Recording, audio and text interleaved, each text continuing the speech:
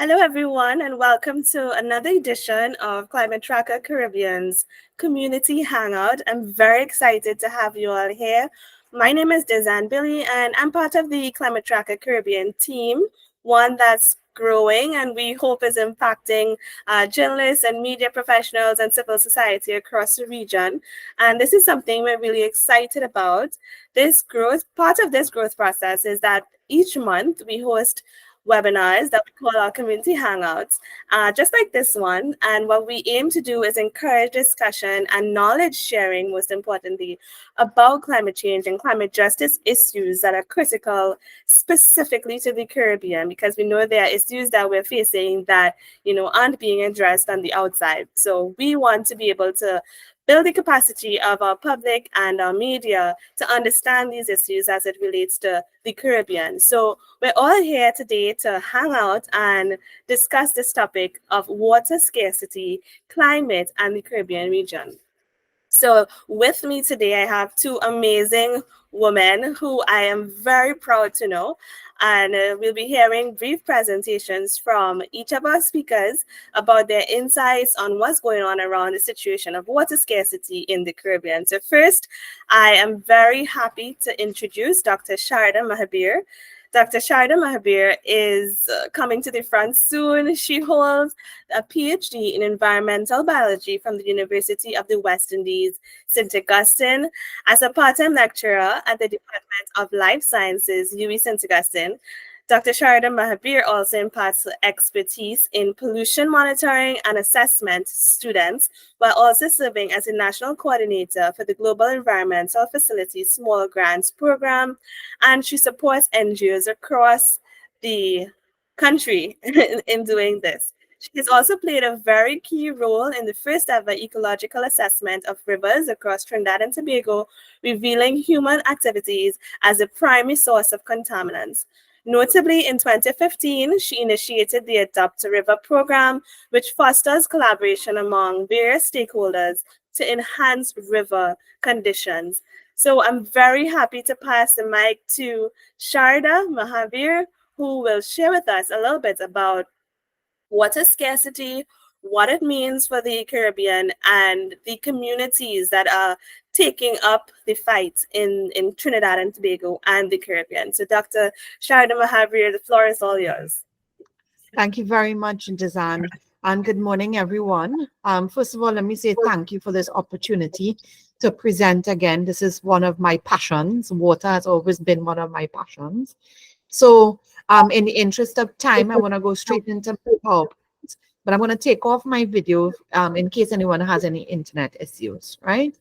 So this morning, we're going to talk about water and climate in the Caribbean, but you notice that my title is actually in Trinidad and Tobago because I'm using Trinidad and Tobago as a little bit of country context and to explain to you what's going on. So to begin, just to make sure that we're all on the same page, let's go through some definitions. So climate is the weather conditions prevailing in an area in general or over a prolonged period of time. So that basically means, like, for example, the wet seasons, the dry season, or the rainy season. That is an example of what we refer to as in terms of climate. Water is the most important liquid in our lives, which we take for granted, and that's because we use it to wash, to cook, to clean, and everything that is required for our functioning. But water, little do we know, is also important for the things like the production of our clothes. So my dress this morning is blue, and in order to have dyed it blue, it required a certain amount of water. So we take for granted that there are other things that water also assists us in having, which is like the clothes that we have, the cars that we drive, the cell phones that we use, etc. In terms of water management, we have to understand, especially in terms of climate and water, watersheds are the most important element in terms of management of water. And I want to now give you the example of Trinidad and Tobago to try to sort of show you the context for most of the Caribbean islands. Trinidad is an important example because we have a lot of watersheds. which is sometimes different from one or two of the Caribbean islands. But the other issue, of course, is that in terms of watersheds, we don't really have some of the best management. So it's still a good example to go through. So in Trinidad and Tobago, we have 69 watersheds, 54 in Trinidad and 15 in Tobago. Now, in order to be able to better manage these watersheds, they have actually grouped watersheds together into hydrometric regions, which are basically watersheds of similar hydrology. And this means, for example, there may be rivers that are close together that might look like each other, and in the wet season behave in the same ways as well as in the dry, right? So in Trinidad, we have 14 hydrometric regions, 9 in Trinidad and 5 in Tobago. So let's have a look at what this means. Now, this is a map of Trinidad that shows the hydrometric regions as all of the watersheds. So the individually drawn lines that you see in the center are the actual watersheds themselves. But you will see that there are sometimes 5, 10, 15, or 17, 18 watersheds that are grouped together in a particular color. Those are the hydrometric regions. Now, the most important thing that you need to understand about this particular map is not just that these are where the rivers are located, but this is where people live. Now, in your country, wherever you're calling from, I've seen some Aruba, I've seen a Barbados, the reality is that you have a watershed map like this too. And what people fail to remember and understand is that even though the watershed map is a location of where the rivers are, it is also a location of where you live. And because we don't have a connection between where we live, mentally, we don't have a connection between where we live and where water comes from, or how we impact our rivers, that is the beginning of the whole process of understanding why water scarcity is going to be a problem in Trinidad. In the Caribbean. Right? Now, this is a map for Tobago. It's the same as I discussed before, just showing you a pretty picture of Tobago. Right. So water supply is very, very important. And what in the Caribbean, most of our water supply comes from surface water, which translate in most places in rivers. Now, in terms of Barbados, they actually focus a lot more on groundwater because Barbados has that specific geology of limestone, etc. Rivers tend to river water tends or rainwater tends to infiltrate faster. So Barbados depends on a lot of groundwater, but also on desalination. Now, traditionally, our forefathers depended on the surface water for water supply. However, with the changes that have happened over the past, let's say 60 to 100 years, what has happened is that we have actually migrated away from surface water sources into more groundwater and desalination. And now, whereas that is an adaptation, it comes at a much higher cost because it means that the water is not as easily accessible as it was. And why is that happening? Because of climate. Climate is the most important factor in water in Trinidad and Tobago, but also in the Caribbean, right? So when you look at the statistics above, and you add up the surface water and the groundwater value, you'd see that 88% of the water is actually dependent on the amount of rainfall that comes from the sky, right? So the point is that climate has a direct impact on water, and that is why we need to manage and control climate change in order to be able to ensure that we have water for the future, right? It is not just about heating the earth. It is not just about sea level rise. Guess what? Water supply is going to be a serious problem in the future. Now, let's look at water demand in terms of different sectors across different countries. Trinidad and Tobago, honestly, has one of the highest per capita water availability in the Caribbean. What does that mean? Because we have 59 watersheds and we are a very water-rich country like Dominica, for example, we have a lot of water. And if you estimate the amount of water that is in the country and you divide it by the number of people who live here, you get that each person basically has access to over 2,000 or about 2,500 meters cube per year of water. Now, that's the estimate as of year 2000. More recent estimates, which I couldn't find a reference for, actually indicates that the per capita availability of water for Trinidad and Tobago is actually about 60 to 1,700 cubic meters per year. So let us first look at the value, right? Let us first look at the value. Can you all hear me? Everybody hearing me? Yes, we Does can that? hear you. Okay, so let's look at the value first. If the value is 16 to 1700 or 2000 cubic meters, that's the amount of water that could fill like an American football field. So the reality of the situation is that each person has a lot of water accessible to them, even if it's 1700 cubic meters. Now compare that with Barbados, which is only 296 cubic meters per person in Barbados. Now, it means, therefore, because there's less water in Barbados, Barbados is better able to work with their water and take care of their water than Trinidad and Tobago. We have a very bad track record of being able to meet our demands. And if you look at, at the table, you would see that in Trinidad and Tobago, whereas in Barbados, leakage is 32,480 cubic meters per day, which accounts for 18%. In Trinidad and Tobago, leakages account for 36% of the water supply that is lost. So almost more than one third, sorry, of the water supply in Trinidad and Tobago is actually lost via leaks. And just a little secret, the value actually might be a little higher than the estimate that was provided in this report. So here we have a situation where we have to depend on our watersheds for water. And when we have to depend on these agencies to provide us with water, a lot of the water is actually being lost in leakages. Now, the changes in climate change has resulted in a lot of issues across the Caribbean, and these are some of the examples from Trinidad and Tobago.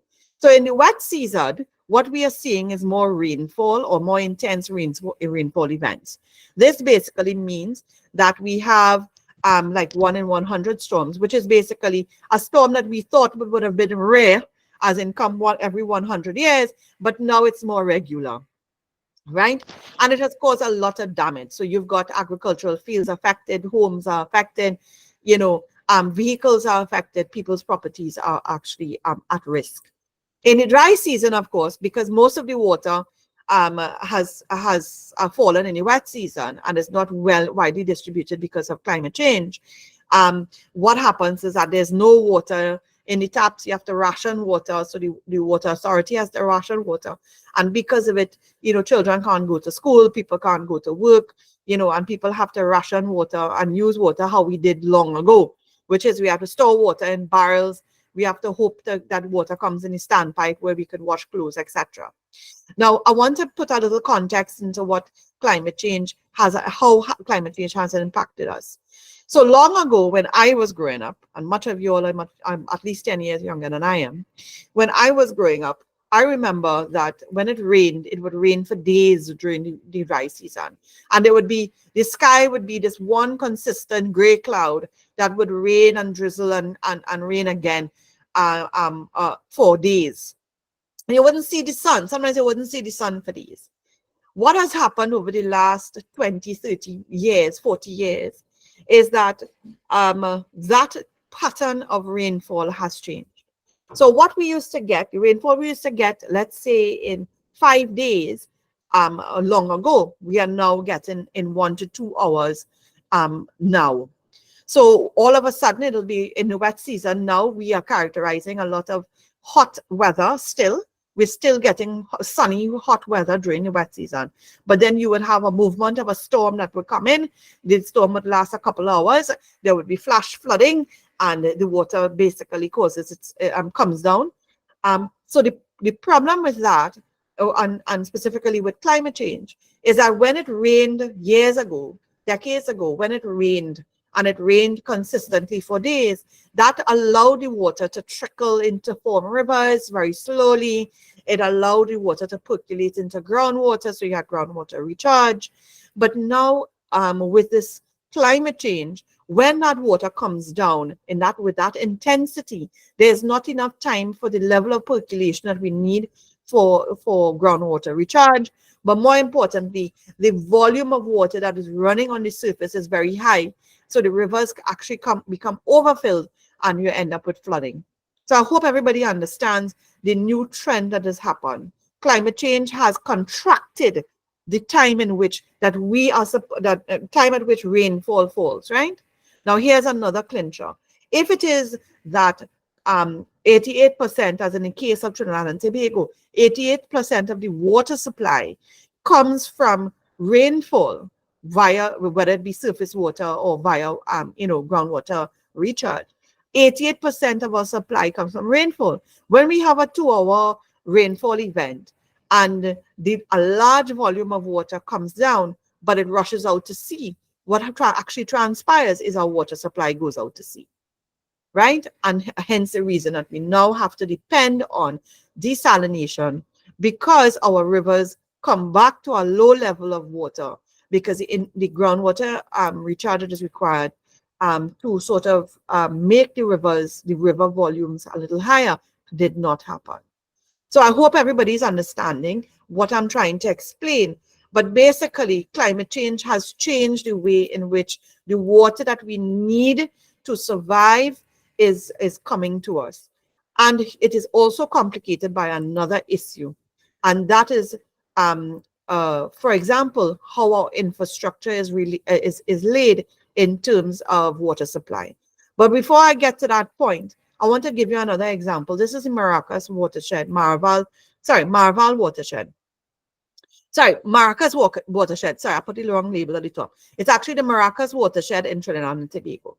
Now, I call upon this example because I want you to look at the picture on your right-hand side. No, left-hand side, which is the green one. Just look at the green one. Okay. In the green one, you'd notice that the topmost part of that watershed is forest. However, what you do have is you have almost like a bacterial infection of grassland and disturbed, as well as residential. So what is also happening within our watersheds over the past 100 to 200 years is that the introduction of residential spaces into the watershed, especially along main tributaries of the river. So if you look at the green map, you would notice on the left-hand side, you have almost like a stream of pink going up high into the mountains, and it is along the mainstream of that river. Because we are introducing a lot of residential spaces along riverbanks, what we are actually doing is further frustrating the whole hydrology. And when I say hydrology, the flow of the water that is required to make our rivers, to give us our water supply, right? Let me explain. When you have an open piece of land or you have a forested area, when rain falls on those trees, the water will trickle down the leaves, trickle down the bark, and then it will slowly enter the ground, or it will slowly pass over the surface of the earth. And the surface water will now make a river, and the water that has trickled into the ground will now make groundwater. When we put a house, we cut down the trees and we put a house, that water cannot reach the earth. Sorry, let me phrase that. The water reaches the earth faster because it hits our roof and goes skating off the roof straight into the ground. So in other words, we have affected how the flow of the water happens. So the water will now not spread itself out over the space of where our house is. It will now come out via a tube from our houses, and you have this large volume of water rushing out.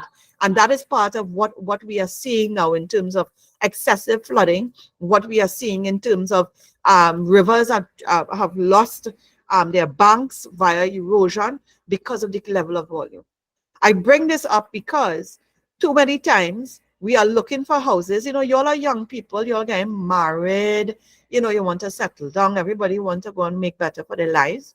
But when we do that, we have to understand that when we make better for our lives and we want to build a house or in a piece of land somewhere up in the forest, or we want to buy a house in an urban development, we have to understand that our homes are one of the biggest sources of problems with respect to how our water runs, and it is exacerbating climate change.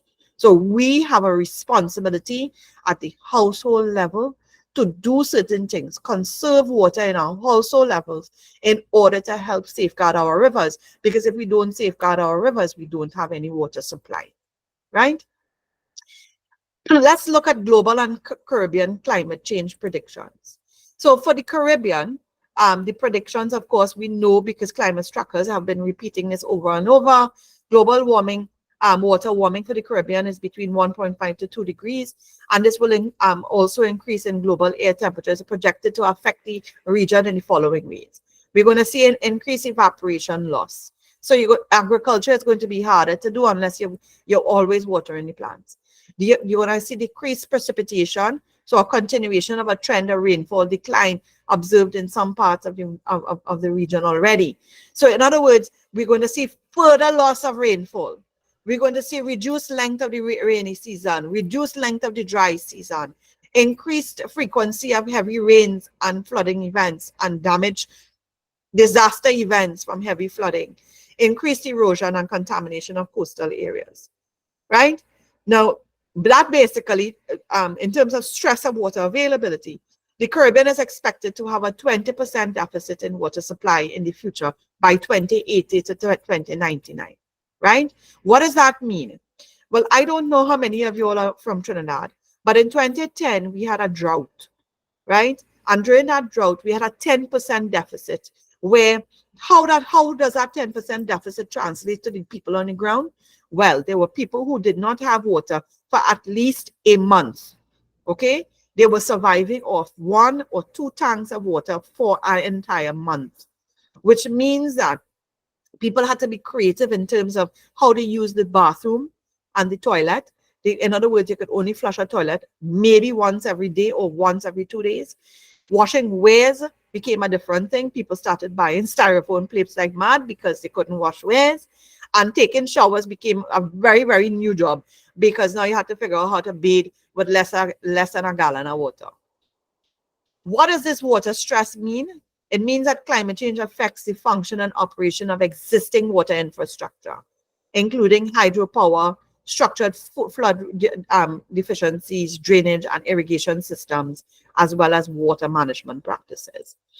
So what is, okay, so before I get to the water infrastructure part, I just want to hail out Rianna. This is Rianna's research that she did. Basically, she was the one who also confirmed the 20% deficit in rainfall for Trinidad and Tobago. And therefore, as she mapped out the drought return period for Trinidad and Tobago.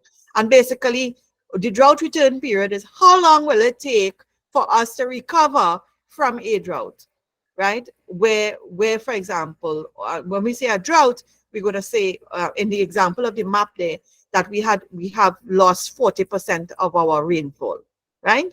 And what you're basically seeing is that the purple area will take us 100 years. So the southeastern end of southeast, yes, I think I get it right. Southeastern end of Trinidad is going to become, is going to take a very long time to recover, right? And the minimum time to recover is in red, which is like Cedros and the center of the island. So the southwestern end of the island is and the center of the island. The rest of the country is going to suffer greatly in terms of being able to recover from the droughts that this is predicting for our space. Now, this kind of drought is now going to be the norm for Trinidad. And I'm saying to you that this is going to be the norm for the rest of the Caribbean. Why? Why? Because Trinidad is one of the more wetter and more water-rich islands, whereas all of the other islands suffer from greater water scarcity. They do not have as much water as Trinidad and Tobago, which when I was quoting the 2,500 value for Trinidad and Tobago before. So it means that if you think you have water scarcity now, it is going to get plenty worse. It is going to get 2 times and 3 times worse in the next 10 to 20 years. In other words, this is my warning to you all. Start thinking about how you can now contribute to 1, saving rivers, but 2, how you as adults, because you all are going to take over the world just now, how are you as adults going to address water in your homes, in your communities, and of course at the national level, right? The Caribbean predictions are because of climate change, we are also going to see a loss of biodiversity. And I give two examples here: the loss of the frog in Central and South America because of climate change. That was because of a disease that overtook the frog.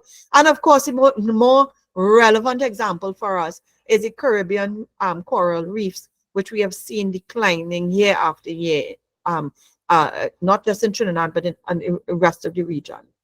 And of course, we have to also consider with climate change that when we talk about water, I focus a lot on water and water supply, potable water, fresh water.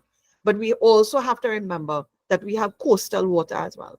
So what's going to happen is that our water supply, so our fresh water, is going to decrease within our countries. But we also have the situation of sea level rise. So we're going to get more salt water. Technically, I mean, it sounds bad, but or incorrect. But the salt water is going to be coming in more. So you've got our fresh water is lost to the salt water. The salt water is becoming more of a problem and will threaten a lot of coastal infrastructures, especially the fact that the Caribbean leans on tourism, and a lot of our tourism spaces are going to be impacted because they are on our coastlines, right? So we're going to see a loss as well, a loss of money, or a lot more money being spent on recovery from flooding. And this is actually a graph of the amount of money that has been spent in flooding up to 2015 in Trinidad and Tobago. In 2015, we actually hit 1 billion TT dollars because of the flooding that happened, because of a very, very, very unique storm incidences that have happened there. Now, since 2015, we have also have multiple storm incidences that have resulted in detrimental impacts on people. So not only are we going to have the problem of managing where we're going to get our fresh water to drink, but now we're going to have the problem of what is that water going to do to our property as well, which is why it's so important that we take into consideration ourselves, like we as people. When I live in my house, how can I help my river to not flood me out? And how can I positively contribute to our rivers so that we always have a supply of water, right? So the Caribbean water future, Trinidad and Tobago and the Caribbean will become hotter and drier. That in the long term, the wet season is going to see a reduction in about 20% of the rainfall that you currently get. And rainfall events will be shorter with larger volumes of water leading to flooding, right? So what are the solutions? Well, I've been saying and alluding to it throughout the presentation that we need to do more. We need to do more at the household level. One of the solutions, of course, is rainwater harvesting. And you could harvest water, for example, to wash your cars, water your gardens, flush your toilet, wash your clothes. That might be a better use. Now, why is rainwater harvesting important? Remember when I told you all that when you put up your house, you're actually preventing the water from directly infiltrating on the ground, thereby recharging groundwater as well as recharging surface water. So when that high volume of water comes down, let's say it's 200 gallons of water comes off of your roof, that is 200 gallons of water rushing through a small drain. And if you will live in a urban place where you have neighbors and it's like 20 or 100 households in a state, multiply the 200 gallons from your house by the number of households in your urban space. And that's the volume of water that is coming off of those roofs collectively during a rainfall event. However, if you were to collect your water or some of your water, let's say you collect 100 gallons, or you even collect all the 200 gallons, then what you are actually doing is you are reducing the volume of water that ends up flooding out or rushing off your roof and other people's roof in order to be able to cause flooding in the long term. I am a firm believer in rainwater harvesting.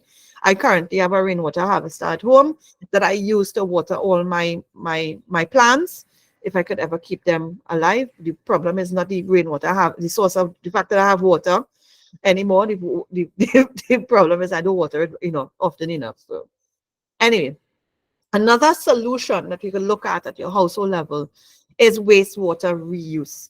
So water from your kitchen sinks and your bathroom sinks, your showers. What happens is that long ago in my grandmother's days, that water would run out the house and go at the back of the house where where you would plant like ginger lilies and dashing bush. And the plants themselves will now, what they will do is pull out the nutrients and they will basically clean the water. The soil and the plants clean the water. So by the time that water infiltrates through the soil and comes out, maybe, somewhere in a river or a drain, then when that water comes out, it's a lot cleaner. We have taken the American styling of everything, which is to pipe everything everywhere. So when we have a pipe that comes out of our thing that goes to the drain, we are putting all our polluted gray water out into a drain, which is going to go into our rivers. So we are actually polluting rivers, every single household, unless it has, unless it diverts its water to some sort of soil. Most of the households in Trinidad and Tobago are the major polluters for rivers, right? They are the ones that convert rivers into these drains and these black, smelly things during the dry season. What we can do to solve that is you could divert your gray water to your plants, right? Plant ginger lilies at the back of your house, plant dasheen bush, and that way you have flowers for yourself, or you to sell or give your neighbors, or you have dasheen bush to eat, plenty callaloo on a Friday, on a Sunday, right? Those are two examples of what could be done. Also, what needs to be done is that, and this is where we're talking about infrastructure. Traditional infrastructure for water supply in most of the Caribbean countries is that you have one central processing facility, and then the water distributed out to different communities and spaces. Here we have a map where the star is located, is where our Carney water treatment plant, which is the largest water treatment plant in the country. And the arrows show you where that water is distributed forward. Long ago, before WASA, before the Water Authority, what would happen is each of those watersheds would actually establish its own water supply, and the villages would basically oversee the water. But with modernization and the formation of the authority, what has happened is that we have centralized water supply, and this was a good thing for us for many, many decades. But with climate change, it's not the way to go. We have to decentralize water supply again, because in an emergency situation, if Carney were to shut down, it means that all of those spaces where those arrows are touching and no longer have sources of water, right? That is why it is always important to consider also having local water supplies. And a local water supply could also be a rainwater harvester in your home. Collect a barrel of water. That way you have water to maybe wash, cook, wash your wares, flush a toilet, etc., etc. But the future of water supply has to look at a desalination process, or not desalination, decentralization process, whereby if communities are going to be resilient with the kind of climate change impacts that we are going to see, which is reduced water supply, and increased intensity of flood events. So in other words, what's going to happen is that each of these spaces are going to have to now stockpile water. So Arima is going to have to stockpile water, Aruka is going to have to stockpile water, because if they don't, then there's no guarantee that the storm will actually cause Carney to get all the water that is required. I don't know if I'm making sense, but the situation is that we have to change the model or adapt the model for more community resilience, allowing for more community sources of water as a how should I put it, as a in case, or as a adaptation for climate change. So I know I've said a lot and it sounds like very technical, but I've tried my very best to explain it as best as I can. So in conclusion, most of our water comes from rainfall and is therefore affected by climate change. Trinidad and Tobago, unlike some of the other Caribbean islands, has a lot of water, but it is distributed differently across the seasons. And what is going to happen is we're going to see the same thing for the Caribbean. The Caribbean has countries are going to have a differentiation of rainfall opportunities. Like, let me give you an example. Antigua is a very, very dry country. Antigua used to have a rainy season. It don't really have a structured rainy season anymore. But last year, Antigua got a storm where they had flooding. So the point is that water is going to come to us differently, and we cannot predict how it will come because of climate change. And the climate change will result in greater storm events during the wet season, and result in less water in the dry season for all of us in the Caribbean. And we have to learn to adapt by conserving water at our homes, reusing wastewater as much as we can at home, at school, etc., rainwater harvesting, and also looking at steps that we could do to reduce our impact on climate. Like, for example, using LED lights or taking off the light. You know, if you could see and you know you're not going to bounce your foot, then go ahead and take off the light. There's no need to run a light in the middle of the day. And then, of course, put down your phone for at least an hour a day. I always say this. So whereas we have, we have this global thing where we take off all our electricity for 1 hour globally. I'm saying let's practice that on a daily basis. Let us put on our phones and take off some of our lights or all of our lights at least for 1 hour a day. And take off lights at night. You ever notice when you drive past offices, the lights on? And when well, we need to change that, unless of course they're using solar or cheap LED lights. And when leaving rooms, we also need to make sure. So with that, I'd like to say thank you very much. I now have to figure out where I am. Yes, I am here. I am here. So Thank you so yes. much. Thank you so much, Sharda, for that very informative presentation. And I just love the fact that, you show that it's something that is going to be replicated across, and that is being replicated across the Caribbean, rather. And it's a problem that, we are facing as a region. So thanks for that very informative presentation. And in the interest of time, I'm going to go straight into our next presentation. And then afterwards, we'll be taking some questions for both speakers. Okay, so you can drop your question in the chat if you like. You can take notes of it and then ask it audibly afterwards as well. We'll be allowing that. So I'm going to go straight into our next presentation with Rianna Gonzales. Rianna has 15 years of impactful contributions to the water sector. She's a dynamic professional that weaves narratives of success across government, private, civil society, and intergovernmental spheres. Rianna champions the convergence of science, water, governance, community engagement, and youth empowerment in making a meaningful difference in addressing environmental changes.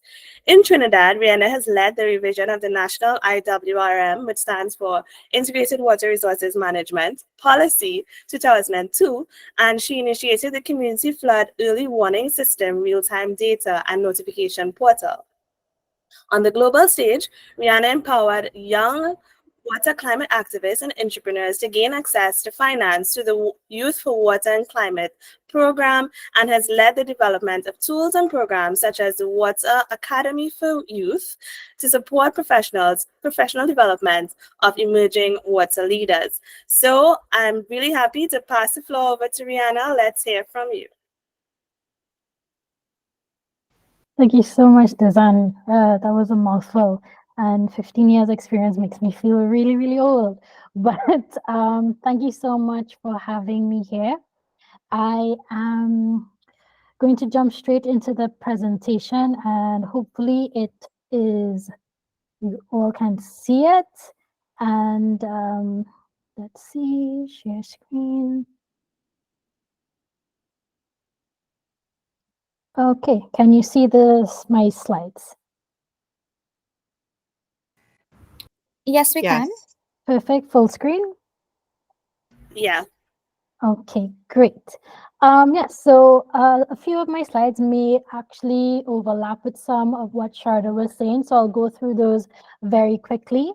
But moreover, my presentation will be looking at addressing climate change and water scarcity in the Caribbean more from a policy perspective, both from regionally as well as globally.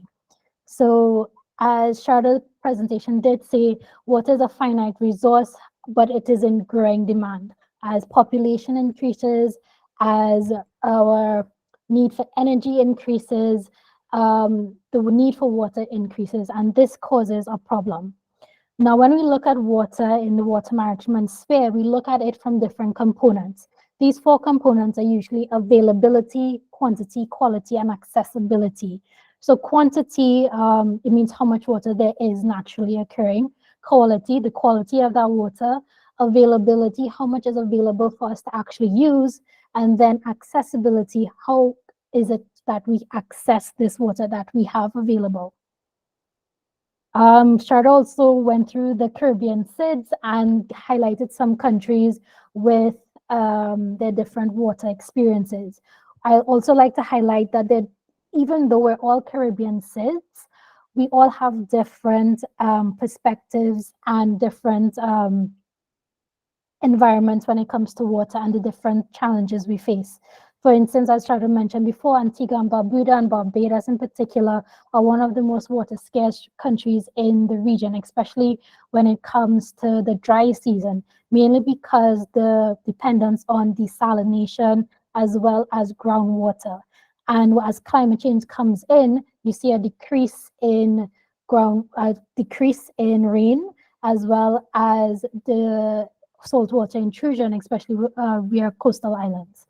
Whereas Jamaica and Trinidad and Tobago, we are more on the water stress side of things, in that we have water, but it's because of other components, the water that we have is less accessible. So just to kind of put into perspective what these differences are when we say water scarcity versus water stress. Water scarcity refers to more of a volumetric abundance. So it's more of what is available naturally. So as in Antigua and Barbuda, St. Kitts and so forth, it defines as a countries with less than 1,000 cubic meters of water per year. And this is where we have naturally water scarce countries. Whereas when we look at water stress, it's more of the ability or lack thereof for the water that a country has to meet human and ecological demands. And it considers a bit more of the physical aspects that I mentioned before, such as water quality, accessibility, and availability. And the UN describes water stress as when a territory withdraws 25% or more of its available freshwater resources. So keep that in mind when you're using the terms scarcity and water stress, because they're not actually interchangeable. They have 2 different meanings. So climate change is making water scarcity worse. So it's making water stressed nations actually more water scarce. And this has to do with the effect of climate change on the water cycle. Because of rising temperatures, now we have, and I'm not going to go through all of this because I'm sure many of you have a great understanding of this, but as it heats up, the condensation and atmospheric storage, it keeps a lot of precipitation up in the clouds, and then in some cases we have a lot of rain. And this climate change now creates this variability in precipitation. So now we see either extreme rain, and that leads to flooding, or you may see extreme periods of dryness. So that's when we have drought. And usually the Caribbean has these specific times where there's dry season and wet season, but now it's a bit, it's not as consistent. So therefore it's less, we're less able to manage water. So in particular, like right now, I think, I don't know if many of you saw that WASA in Trinidad, they sent out a notice stating one of our dams where it's going to be 20% less water in the dams compared to the long-term average. This means really that because of how in Trinidad the water is managed during the wet season, we expect a lot of rain to fill up our dams and our reservoirs. Sorry, dam is the wall, but to fill up our reservoirs. When, however, if there's not enough rain happening during the wet season, the dry season, we're going into a dry season with less water. So this is what happens in the dry season, and it puts a lot more stress on the users because there's not enough water in the reservoirs for uses. So this is where climate change and the impact it has on the frequencies of rain and in our management of water. Then we have things like, because of the lack of range, this causes the saltwater lens. This is the lens between our saltwater and freshwater underground. It causes intrusion because there's less water infiltrating the ground, causes this makes saltwater intrude into our freshwater space. And this is some of the things that we're seeing, especially like in Barbados, because of their geology. So it's another thing that is also affecting. And then with all of this now, this increasing withdrawals from the groundwater supply, making more stress. And this has to do a lot with the increase in urbanization, the increase in population. So this is making the impact of climate change multiply. So now water has to be treated as a scarce resource.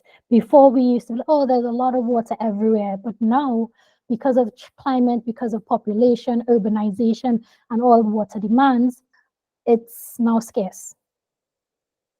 So as mentioning before, some factors impacting water resources. We have water quality, major one. Even with islands that has a lot of water, there we have an issue of wastewater, and a lot of our wastewater in some cases go untreated into rivers, and there's a lot of pollution, making this water more difficult or to use as water in the household, but also causing the treatment process to be more expensive to treat this water. Then we have ecosystem degradation. So now we see with urbanization, there's more people cutting forests and into our watersheds for housing, for agriculture, and so forth. And this changes the retention capacity of the soil. So now you have the forest helps in retaining water in the soil. This is why, you know, it's one of the nature-based solutions for flooding. But as you remove that and remove that layer of forest, now the soil cannot hold water. So that causes an issue there. Then you have a loss of wetlands. So especially like in islands and the coastal areas, the removal of mangroves. And these play a role in regulating water flow and water quality. And of course, all of this now leads to habitat reduction and the impact of wildlife populations. So now we see all this coming into now our socioeconomic space. So this urbanized population, how are we now going to get access to get water to access to these persons who are now living in more remote places? How do we ensure that they have proper sanitation? So a lot of this now puts added stress on water resources, because now you have to actually improve your distribution networks to actually give people water in areas that there weren't people before. And then there's a growing demand for energy and industry, and energy in cases like in Guyana with hydroelectric power and so forth. So the dependency on water increases. And then, of course, as mentioned, we have water-related disasters. And the Caribbean is, they're no stranger to hurricanes and storms. We had many for the past 2 decades. And the economic impact, as well as the psychological impact that it has on the Caribbean, you know, I think some of you may have experienced it. So those were some of the direct impacts. Now, outside of that, there's cross-sectoral impacts, some being education. And like, how is water going to affect education? But I'm pretty sure if there's no water in schools, they have to stay home. If there's a storm or flooding, schools are closed. And this affects the education system as well.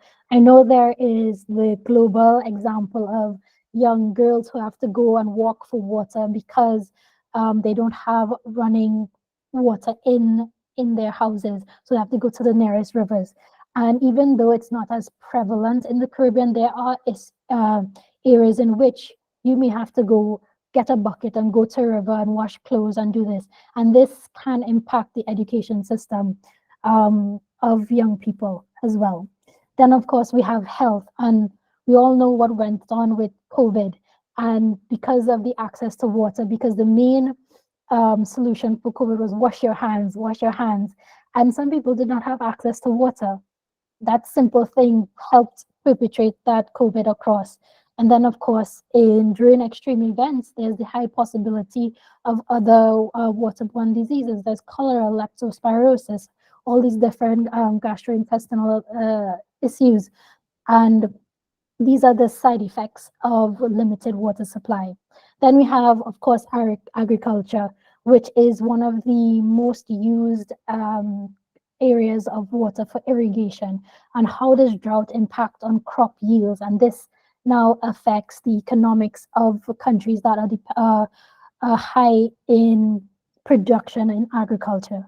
Then, of course, for the Caribbean, which is dependent on tourism, if the rivers and the forests are gone, what are you drawing people into?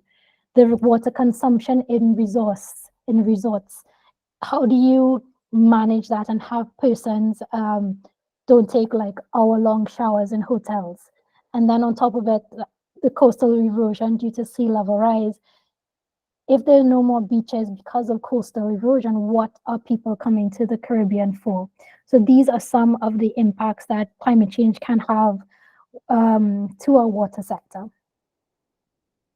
Now, I've highlighted a lot of issues and problems and challenges. So how do we fix it? In the past years and early 90s and even into the early 2000s, the concept of integrated water resources management came into the sphere. And IWM is a process that promotes the coordinated development and management of water, land, and related resources in order to maximize the resultant economic and social welfare in an equitable manner.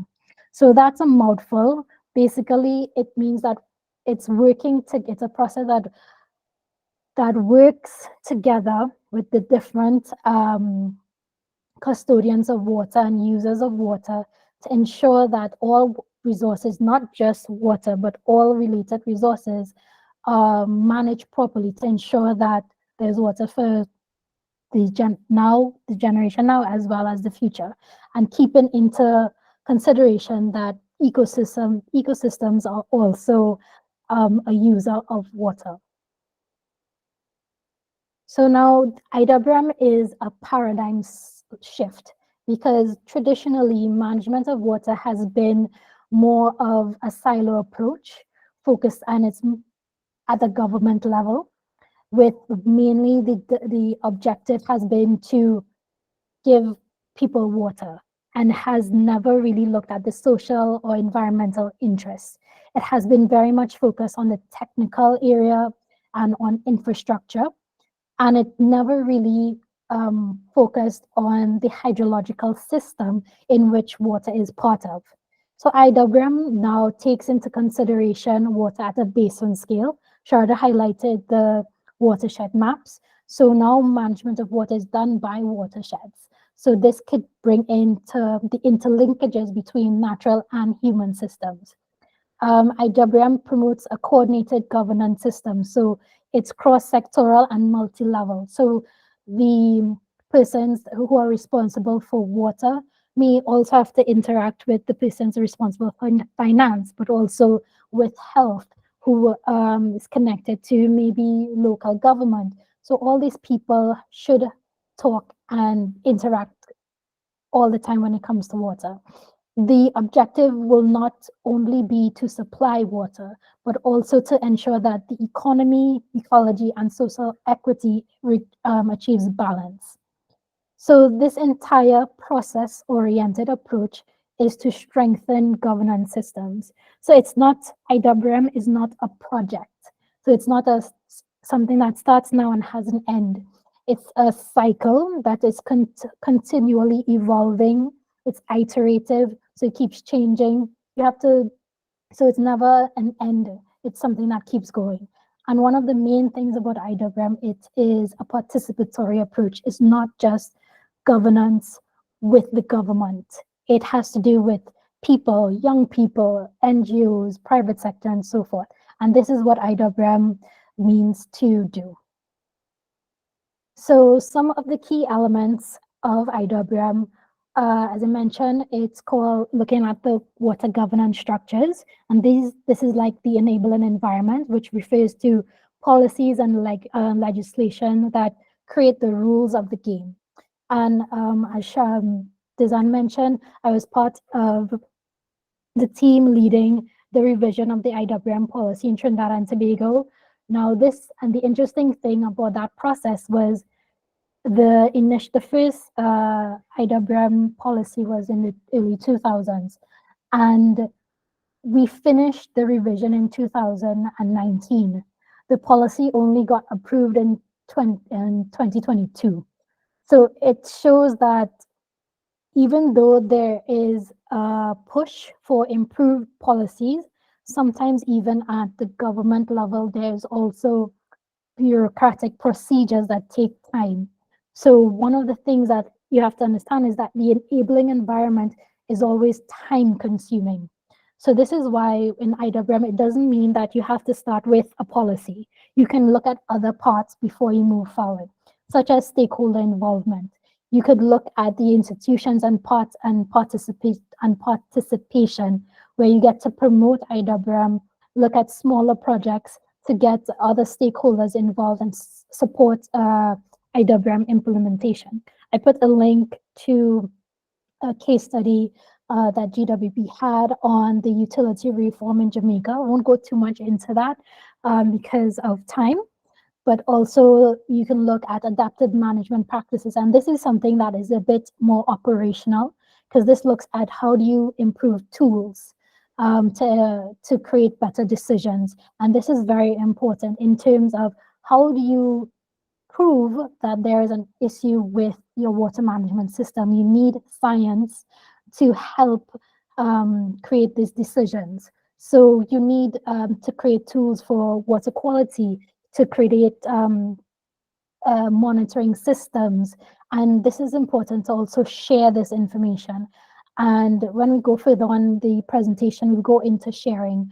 And what the adaptive management practices has to do with investigating your socio-hydrological challenges so that more informed choices are made. And I highlighted a GCF project that is ongoing in Barbados that is looking at using solar systems for water, but also looking at a smart water system to detect leaks to ensure that non-revenue water is reduced so that they have no losses along their piping system. So there's a link there for that GCF process.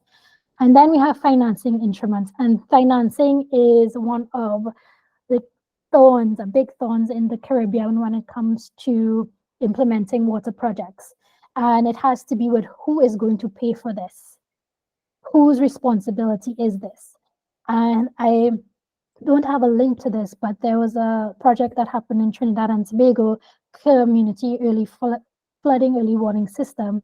And what was interesting about this project was that it brought together several ministries in the government, as well as other stakeholders, because flooding was impacting our local government, but then was impacting the utility, and it was impacting the ODPM, so our disaster preparedness. But not one of those institutions had the funding to do it on their own. But where we previously in the Water Resources Agency, we had the monitoring system. The local government had the training put together. The ODPM had technical setup when monitoring floods and so forth. So we worked together to create this online early warning system. And this was completely done in-house. So we did not have to go and pay a lot of money to a foreigner, which they like to do. And they utilize young people, young engineers to create this entire system, which is still being run today and is now getting funding. So got funding from UNDP. So it's interesting to look at blended finance, especially at the governmental level, when there's not enough funding available through one agency.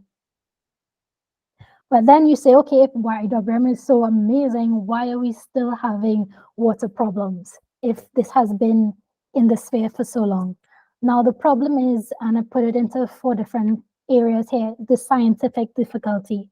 Water, the processes of water are stochastic in nature and affect long and short-term water shortages because they change over time. They change through spaces, so it's very difficult to pinpoint and have a one-size-fits-all. That's not what can be done with water management because of the processes that you're trying to predict, because it's very difficult to predict floods, to predict droughts, to predict the impact depending on where it's located, depending on topography, geology, and all these different things. The scientific part is quite difficult. Then there's the governance difficulty. As I mentioned before, changing laws and policies that govern water is hard. It's a long process. And in the Caribbean, a lot of these policies have not changed or evolved over time to even include climate change.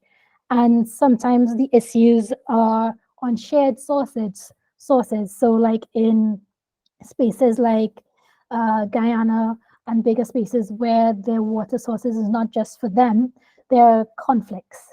And then on top of it, it is sometimes seen that a top-down decision making is more efficient, because when you have to look at bottom up, it takes a very long time to go into consultations and get all of this information and feedback. It takes a lot. So a lot of people just top-down decision making is more efficient. Then we have the management difficulty. Our structure in water management is fragmented when it comes to water. And a lot of the jurisdictions and responsibility are overlapping, and there's very little integration on the ground. So who's responsible for what ends up no one doing anything. So there's that management difficulty because there's no clarity on who's responsible for what part of the management cycle. And then, of course, financial difficulty. Who should pay? Should water be a common good? Should it be marketable commodity? And the economic value. So finances has always been a difficult limitation on IWM. So when managing demand and competing demands, I think Sharda highlighted a lot of strategies, but I highlight some of the same ones here, because effective monitoring of water resources. This is very important. You need to know what you have or don't have to manage well. So having effective monitoring is very important. Water conservation and efficiency measures are very one of the main drivers with the Caribbean, especially when it comes to efficiency. Our pipelines and distribution systems has a lot of leakages. They're old. So when it comes to efficiency of accessibility to water, this is where a lot of work has to be done. The diversification of water sources, as Sharda mentioned before, rainwater harvesting, desalination, because we're island countries, but again, that has other environmental issues, as well as concerns on energy demand, as well as cost. So I think desalination has been, like, I know in Trinidad, it has been one of a difficult one to choose, but because of need, it has been selected. And then pricing mechanisms to promote responsible water use. So how can you create incentives for being more water responsible? Or, how do you disincentives if you do use more water than you should? So some pricing mechanisms could be put in place. And of course, integration across planning across all different sectors. Now, on the side of the screen, you see a lot of IWM tools. So there is this hub called the GWP IWM Action Hub, and they have 89 tools that can be used that helps guide IWM implementation. And it's based on the 4 components that I mentioned earlier: the enabling environment, institutional arrangement, management, instruments, and finance. And so there's a link here when you get the presentation. You can go and check it out, because each of these then falls down into different solutions that you can use for managing competing demand and IWM implementation. So now let's go into international partnerships and cooperation. And this is what kind of pushes, I think, our region when the international eyes are upon us for some reason. Sometimes things move faster, but it is very important for collaboration and sharing knowledge and best practices, not only within the region, but also outside, because there are other islands that are suffering from the same issues that we are suffering from.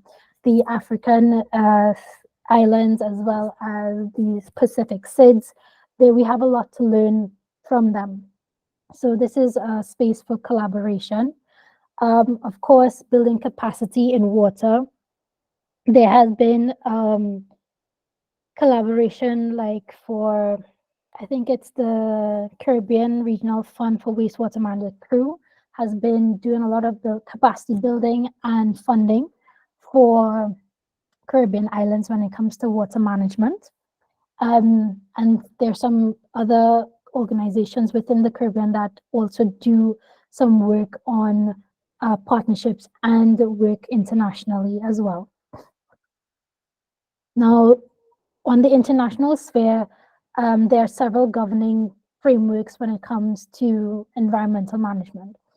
Many of you may know the biodiversity. On biodiversity side, there's the biological convention, biological diversity, climate. Well, everyone knows UNFCCC and all these, the national determined contributions and the national adaptation plans and so forth. Climate is very well known. And then there is land, where we have a UNCCD on the Convention to Combat Desertification, all of these connected to water. But what's interesting to know is there is not really a specific water management convention. There's the Ramsar Convention on Wetlands. There's the UN Water Courses Convention, which has to do with shared waters. And then at national levels, there's IWM. So what is the global prerogative for better water management? Because when we have these global frameworks, it sort of pushes a push on government to do something. But whereas water, there's no such thing. The closest thing we have is the SDGs, and SDG 6 on clean water and sanitation. Now, within there are several different targets.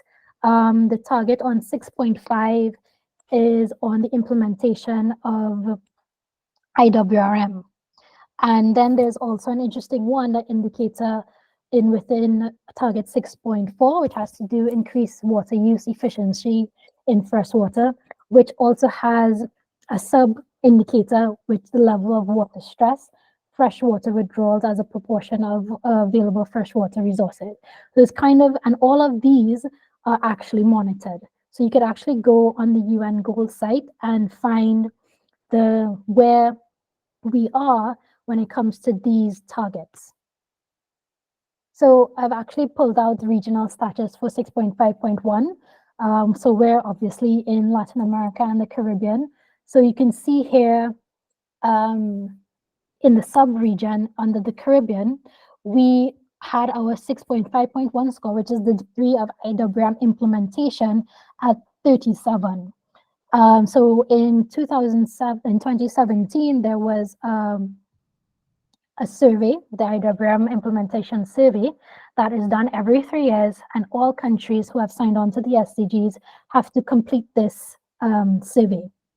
And when they pooled all the regions, we realized, so the Caribbean is in yellow, which is not that great.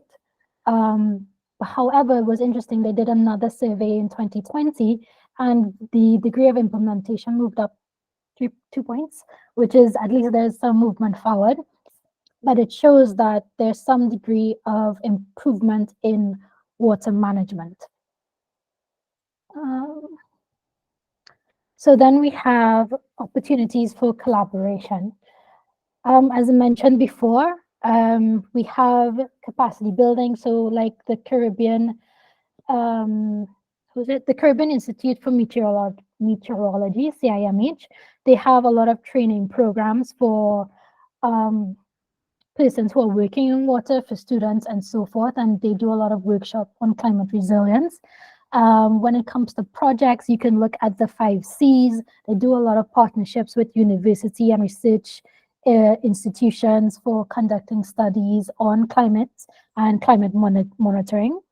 And then funding mechanisms. We have places like the Green Climate Fund, the GCF, as well as GEF programs that offer funding mechanisms as well to access funding for climate projects.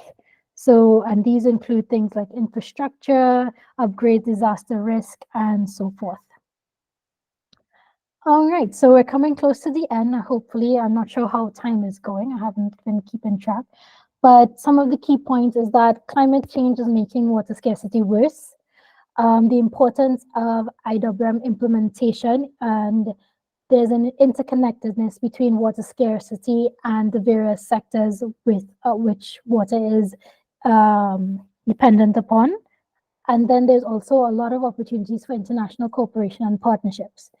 But we have to remember that we are all in this together, and we need to prioritize sustainable water management, advocate for policies supporting climate resilience in the Caribbean, and educate yourself and others on water scarcity. So thank you so much. And yeah, any questions?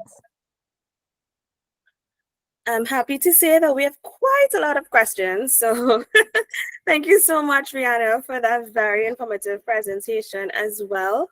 And what I want to do now is quickly go into our, Rianna, if you can stop sharing screen, that would be great. And I'm going to go straight into our question and answer session, right? So Sharda, if you can put on your video, that would be awesome. And I see that we'll be having a very, very interactive session in the comment section, and I'm really happy for that, Sharda. Thank you for addressing some of our questions there. I think what I want to do now is invite Simone, is it, to unmute yourself and ask Sharda one of the questions that I think everybody sort of could benefit from hearing a really good answer for. Yeah, sure. Thanks, Dizzanne. And thank you, Sharda, for your presentation. So I would have posted the question in the chat, but I know it's kind of condensed. And a lot of what you spoke about, yes, it has to, we understand that accelerated climate change is a huge cause, but then we have to acknowledge like the weak governance and institutional capacity. And I'll give you an example, which you are aware of. We don't have proper enforcement of building codes that would mitigate the issue that you spoke about with regard to infrastructure that is, causing runoff and so on. One, we don't have, most of our building codes are voluntary. So, people don't have to abide by it. And then we don't necessarily have proper enforcement. And I have witnessed that as a renter, right? But that's just one example of like weak institutional capacity. And then we have things like, as simple as you said, the issue of leakage, which is something that we know who has to address that.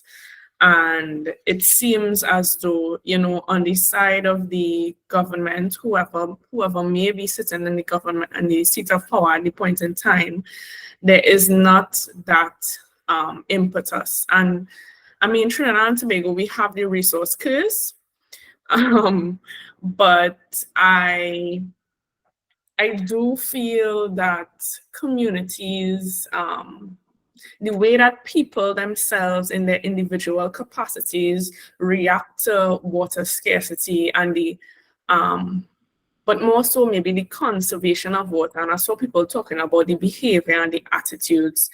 It has a lot to do with culture. And, and I'll just throw an example of like from maybe Barbados or one of the more water scarce countries. So like Antigua, for example.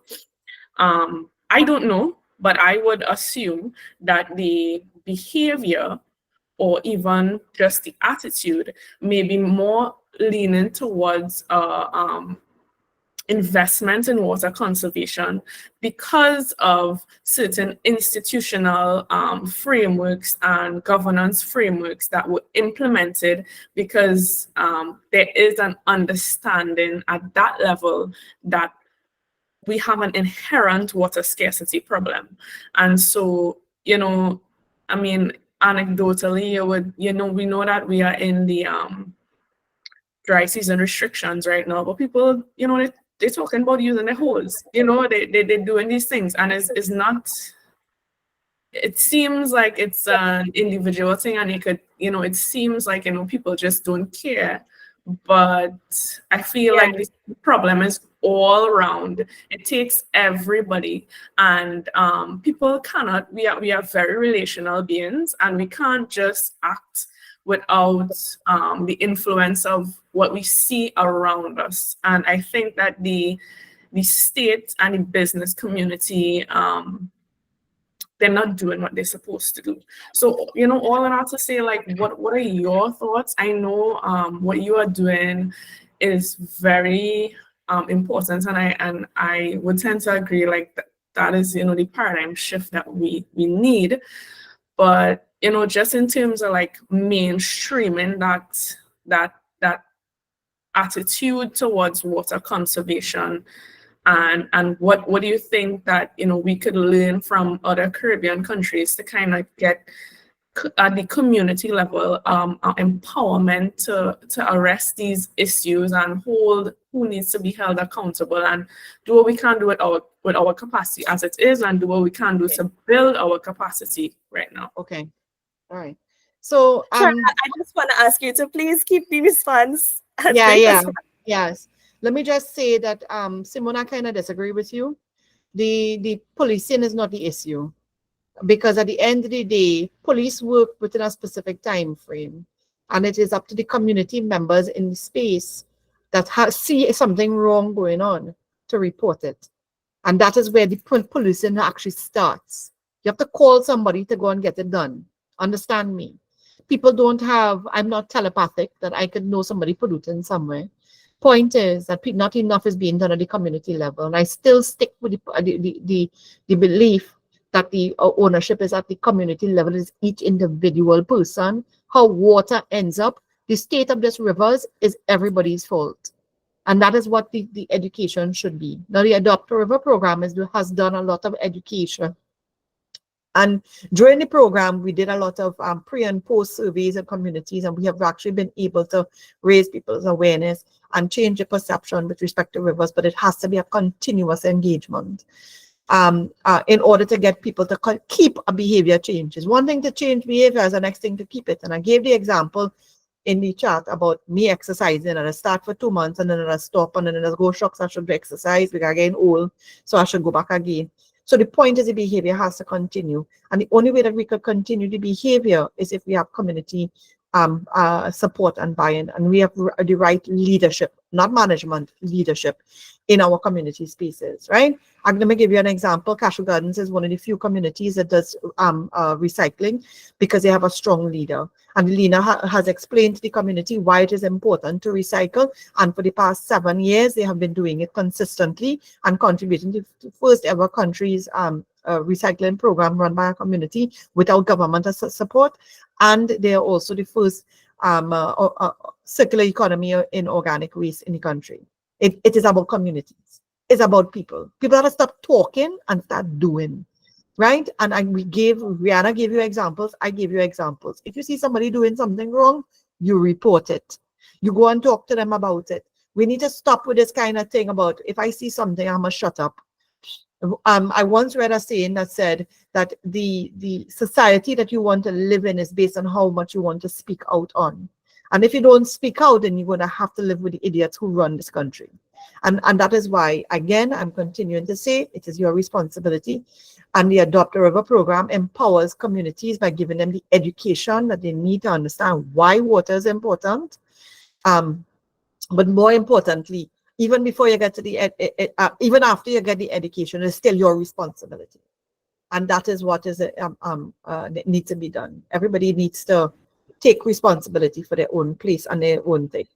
right? So, Dizzanne.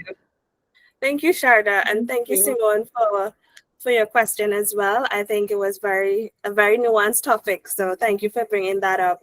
And I think in the interest of time, because we've already run over time, but I appreciate that everybody's still here for the most part and still engaged. I think I'll shoot a question to Rianna.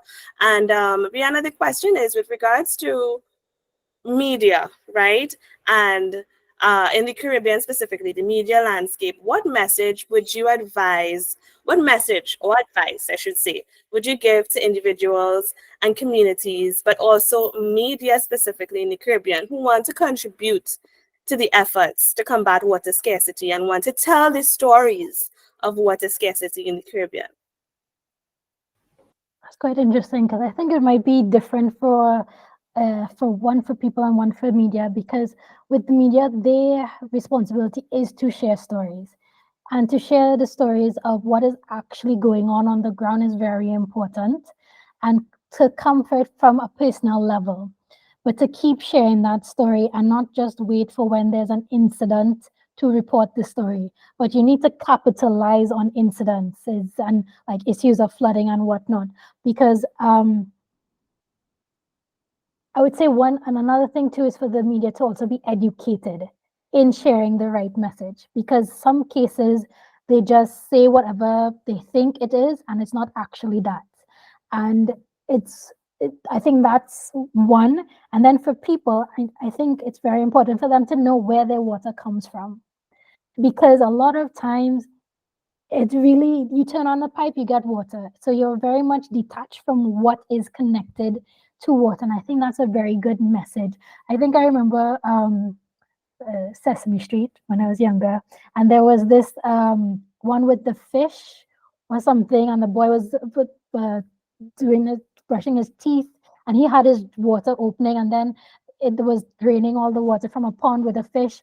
And it's only when he realized, oh my God, me running water was actually affecting a fish. And that kind of stood there. It's like, oh my, it stuck with me. And I think that's how the messaging should be, that you are not an island. What you do impacts other things. And I think that connectivity between us, between the environment is very important, because people like to go by the river. People like to go by the beach. People like to do these things. People, want to sit down under a tree for shade, but ready to cut down a tree in a parking lot. That irks me all the time, because, sometimes in a parking lot and you're looking for a tree to go under, but hey, they cut down all the trees. And, it's just that kind of connection, I think, has come out of human society, because everyone is so caught up on themselves. And I think this goes back to what Sharda is saying, that you need to report these things, because when you report something, you're looking out for something outside of you. And I think that is the message that you need to put out there, that this issue is beyond you. And these selfish ways that we have when we're thinking about me, I just want it for me, that needs to change, because we need to like I said before, we're all in this together. What you do affects your brother, affects your neighbor, and affects future generations. And I think there's a quote where a wise person is a person who plants a tree knowing that he will never sit under it. I think that's the mentality that we have to go forward with. So I think there's a message somewhere inside there. So, yeah.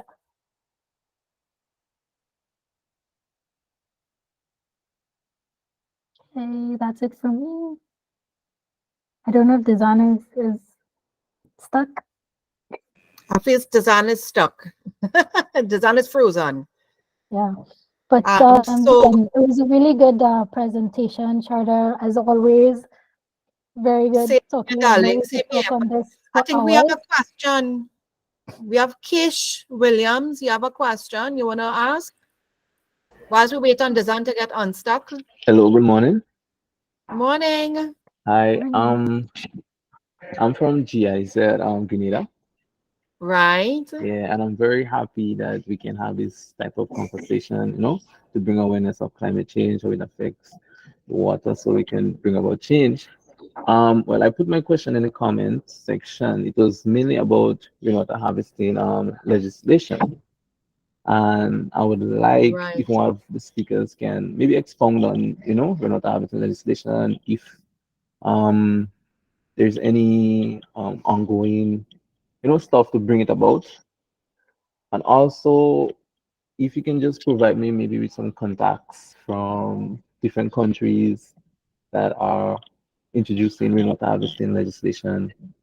Because here in Grenada, we also have this issue with, water scarcity with the climate change and stuff. And we want to bring about rainwater harvesting legislation. In the future, we also have a webinar in April 23rd coming up about that, where we want to, have a talk about that. Yeah. Let me just say one thing first before I hand over to Ree, because she's the person who really has more Caribbean contacts. But Trinidad and Tobago does not have rainwater harvesting legislation. The legislation that we do have says that all the water that touches the ground becomes the ownership of the authority. So if it don't touch the ground, technically is not the authority owned. Now that is what people have been doing rainwater harvesting on. And we actually went, when I was at Adopt a River, we actually asked the ministry, can we proceed with rainwater harvesting project under the context of the legislation that allows it, with the interpretation of the legislation that allows it, right? If legislation for rainwater harvesting were to come into play, then it would have to redo the WASA Act of 1965, which will open a whole kettle of fish because nobody is going to rewrite no legislation. What they could do is do a regulation in line with the legislation, but you don't want that because then we'll have to pay for rainwater harvesting. Well, when I say we, I'm talking about the population of the country would not want it because they'll have to pay for rainwater harvesting. Now, in terms of the other countries and what the context is, I'll hand over to Rianna. Rianna, you have any insight into that? So from what I know, there's been a large push for rainwater harvesting in the Caribbean. However, I don't think there's any legislation, legal direction on it. I know there are a lot of organizations like CAFA who has created handbooks on rainwater harvesting, but from a health perspective, in terms of the best management of using the water, there have been GWP, Global Water Partnership Caribbean, that has been pushing rainwater harvesting for quite some time. They also did a handbook on how to create a rainwater harvester. So there is a push. I know that there had, I think last year or the year before, there had been a CARICOM, I don't want to say legislation, but a CARICOM policy draft that does highlight rainwater harvesting in the Caribbean. However, it's only a draft. I think I can find it online. I was looking at it earlier, but I cannot say for certain that there's legislation as a legal document, but there are guidelines out there on rainwater harvesting in the Caribbean. So, well, on different countries. I know like Barbados, Grenada, as you mentioned, because GWP in Caribbean is based in Grenada. So you might be able to connect with them on that. Okay, thank you very much. Thank you so much. I'm just jumping in for Dizzanne. My name is Johannes. I'm the program officer at Climate Tracker. So hello, everyone. Thank you, Dr. Mahabir and Rianna, for your presentation. Just letting you guys know, Dizzanne has some problems with her internet. So just want to see if there are some more questions before we wrap up. Does anyone has any more questions for Dr. Mahabir or Rianna? Good. Also, do you have how can policies and interventions be designed to ensure that individuals experiencing period poverty and disabilities are included in water management and climate adaptation efforts in the Caribbean region? That question comes from Candice, and Candice is from Jamaica. Are you going to take it, Dr. Mahabir? Okay, so if we were to design policies, now that is asking a lot, right? To my perspective, when it comes to making policies, the best way to do it is to run a project first. So get funding first, get a project going, show that it is an applicable example of something that should be implemented on a regular basis. Okay, so If period poverty and disabilities, I don't know what you're talking about disabilities though, but period poverty, I definitely agree could definitely be aligned with water management. If you're talking about persons with disabilities and their interaction and contribution towards water conservation, I think that's a very, very important conversation as well.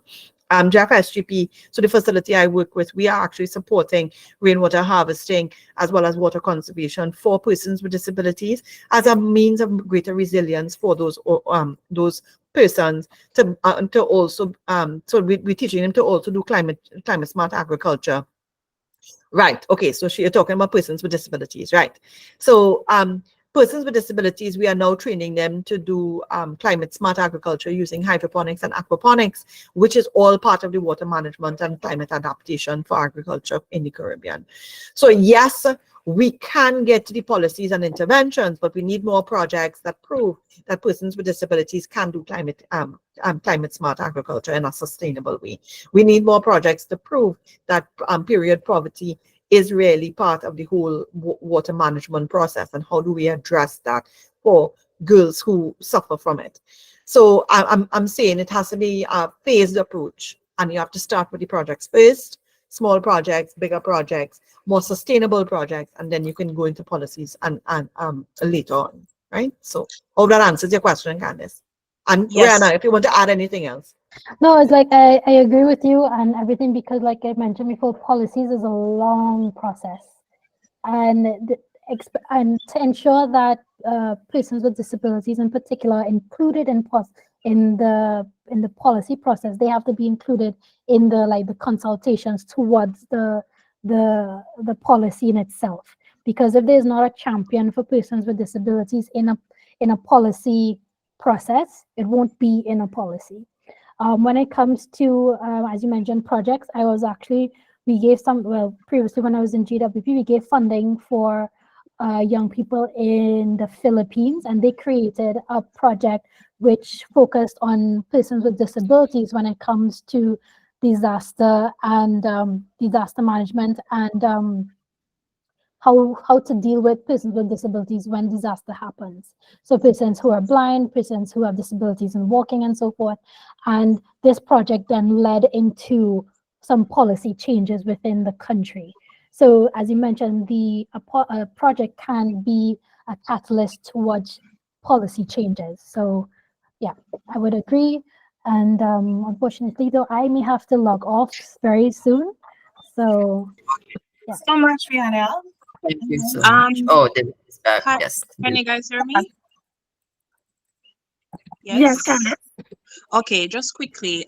Thank you both for your responses. Essentially, you're saying that getting projects executed would be setting the foundation then for that overarching change. Yes. Yes. It will definitely show a need, because I think you need to actually highlight the issue, because and show that it is a gap that from what is now there currently. So if you can show that there is a gap in the policies now that has not been treating this group, you have to show that there is a gap, there's this need, and this is how we can solve it. So I think that would give a good basis to justify any change or adaptation to a policy. But like I said before, policies are quite high level, and the reality is it takes a very long time to change. Because you have to get political will. If there's a change in government and whatever, that also complicates it. But people don't understand that the biggest driver and consistent stakeholder, no matter government, is the people. Right? Yeah. People don't understand their own power. You could stand up tomorrow morning with 10 people from your community, and you could fight water and wherever. You can find anything, because at the end of the day, you have the power to give representation to the issue that you want to, and that is what we need more of, more representation. Yes, 100%. And then on top of it all, I mean, policies are great and fine, but half the people don't know they exist. So even having it in a policy does not necessarily guarantee that it's going to happen. People turn to a policy when things go wrong to prove that this has to be done. Other than that, it is very, if a community could decide within themselves that this is how we're going to treat with this because it's an issue for us, I think that is more, that would be a stronger cause than waiting for a government to create a policy on it, honestly. That's correct. We don't purport a top-down approach, which is policy to make things happen. We are bottom-up approaches. We are about empowering people to get things done and make government to change its mind. Right. Okay. Thank you so much. Yeah. Thank you so much. Yes, thank you so much for such an interactive question and answer session. And thank you for taking all those very difficult questions, Sharda and Rianna. I did pop off for a second because of the internet, but thank you for continuing the conversation. So again, to all of you who still remain with us, thank you for joining our Caribbean Community Hangout. We have really, truly enjoyed this exceptional discussion, and I hope that you stick around with us in our Caribbean community as we continue growing this community in the region that is, building a capacity to understand all the different ways that climate change impacts our lives, because we know that it is a very pervasive issue. So before we end, I want to encourage everyone to join our community. We're on Facebook, we're on Instagram, Twitter, LinkedIn, TikTok soon. So everywhere you go, you will see us. And also, we have a newsletter that goes out every Friday with stories from around the region, which I would encourage you to subscribe to. If you go to our website at climatetrackercaribbean.org, you'll find it there. So thank you again, and I hope that you all learned from Rianna and Sharda. So enjoy the rest of your day, and remember, water is an important resource. All right? So thanks again, everyone. Thank you. Bye now. I've put my email address into the chat in case anybody wants to email and ask any questions. Well, one of my email addresses. Well, bye now.